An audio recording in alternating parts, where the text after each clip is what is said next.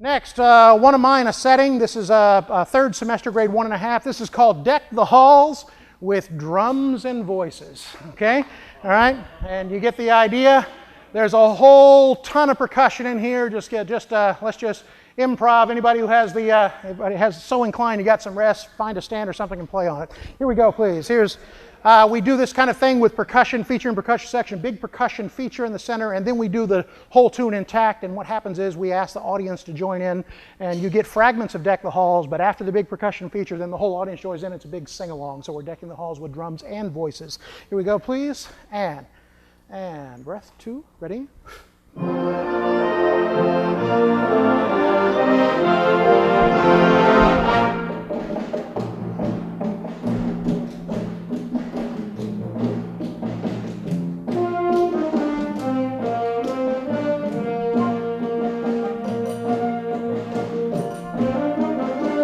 More flute.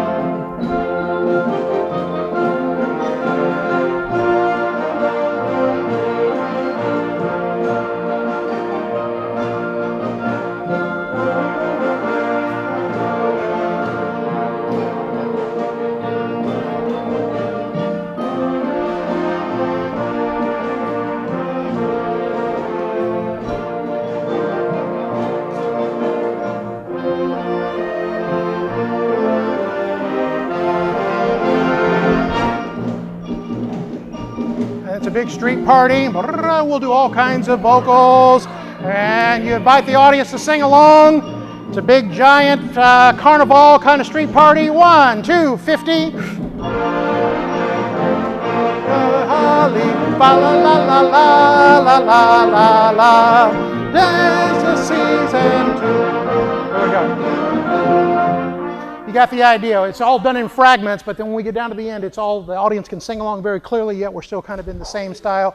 You take that, turn that into a massive street party. By the way, we were talking about creative improvisational experiences. You open that up just like you would in a jazz ensemble, and you feature your percussionists. Bring them to the front, let the hand drums play, let the kids start doing a call and response kind of thing. It will absolutely enamor the audience, and then all of a sudden now everybody, the whole community joins along to sing as you finish it out, okay?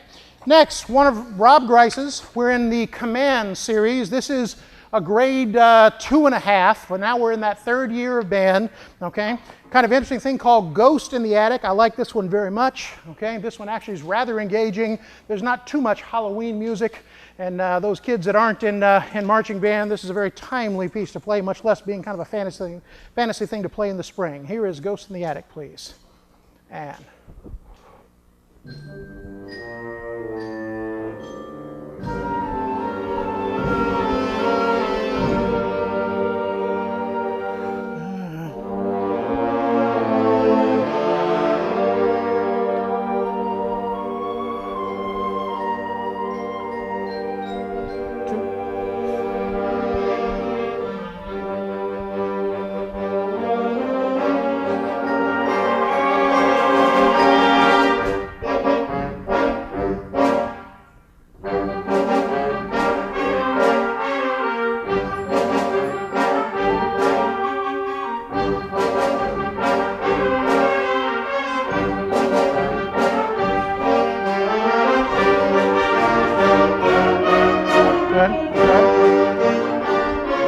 Got the idea, okay? Very cool kind of thing. Kids are going to like that.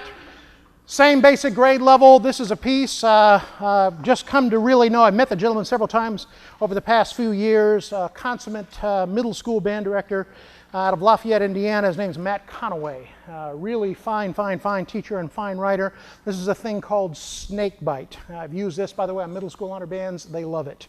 It's one of those, they got to play it over and over again type tunes. Here we go, please. Snakebite. The tempo marking here is 132 to 160. Interest of time, we're going to go 160. 2 and 1, 2, ready?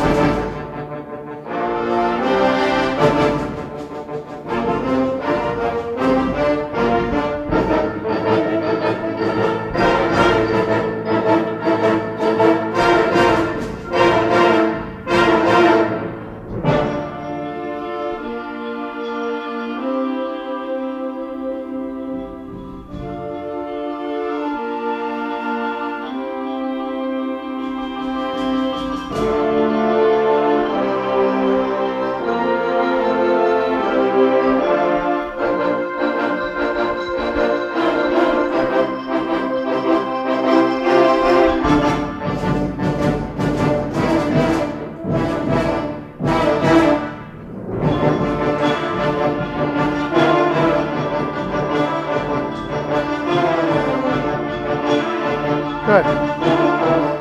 Very rhythmically engaging. Again, I promise you, kids love this, okay? Great, great, great tune, okay? Excellent. We're going to, please, do a really classic march, Repaz Band. This is by Harry Lincoln, my dear friend Andy Glover. Andrew Glover did this setting of the march, okay? As you know, Barnhouse has a very strong and very popular catalog of traditional marches. Barnhouse, if you don't know, is America's second oldest publisher, been in business since 1886. Okay? As a result, many of the classic marches that are part of our standard band repertoire are out of the Barnhouse Company. Okay? And then we have a commitment as a company to bring those back and continue to reintroduce them in different ways to keep the spirit of the march alive. Here's Repaz Band, please. Ready? It's a 6/8 march. That's a good thing. Here we go. And.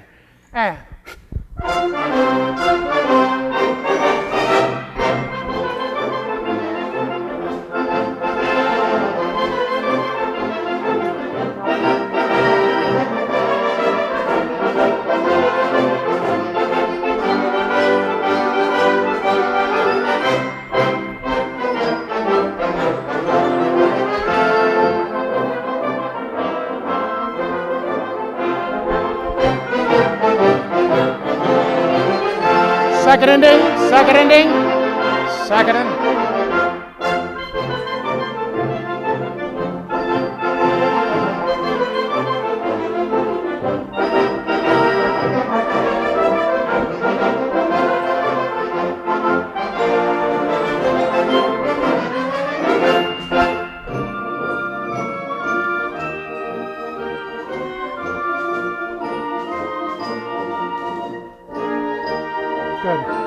Good. You get the idea. Some of you may recognize that march, but it's really important to bring these back. Yes. This realistically is a grade 3.5 or so. The stumbling block will be when 6/8 is introduced. It's more of a reading thing than anything else. There's nothing technically difficult here.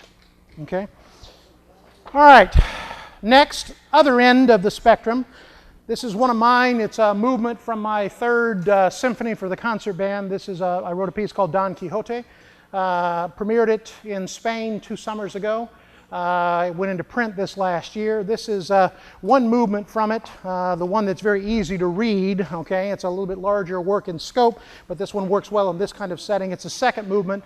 It's Dulcinea. Now you remember Don Quixote was absolutely fascinated with this woman that he proclaimed his queen. She actually was a server at the local pub.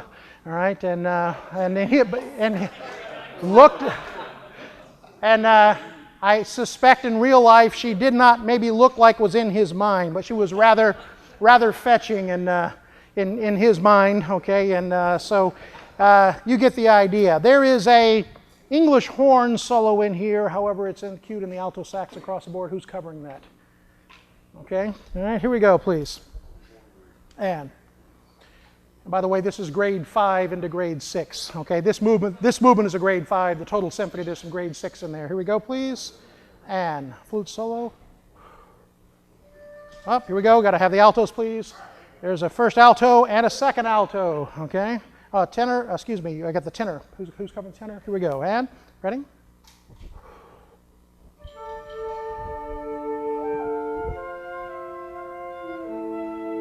And here's our horn section.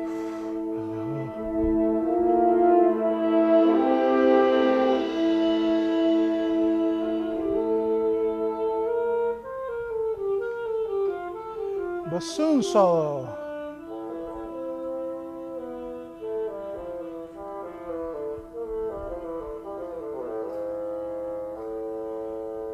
Low re, da, di, bass clarinet.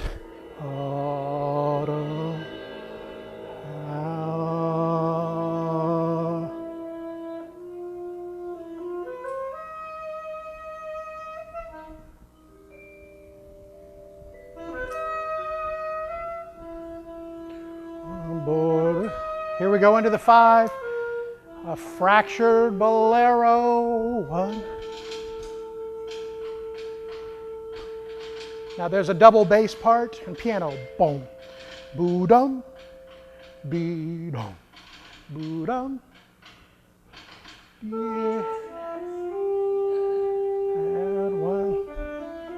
Keep that going, please. And ding. That's castanets.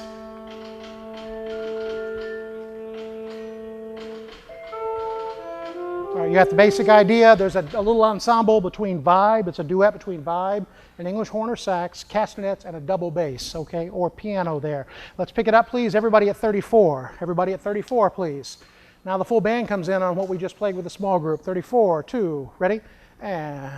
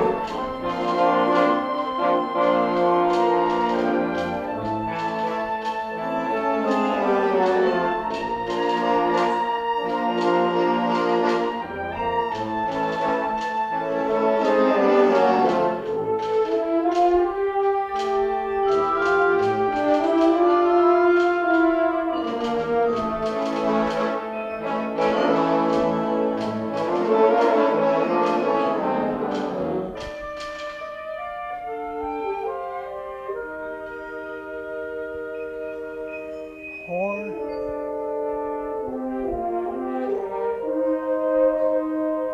Now we got some Divisi tubas coming up. Here's Divisi tubas.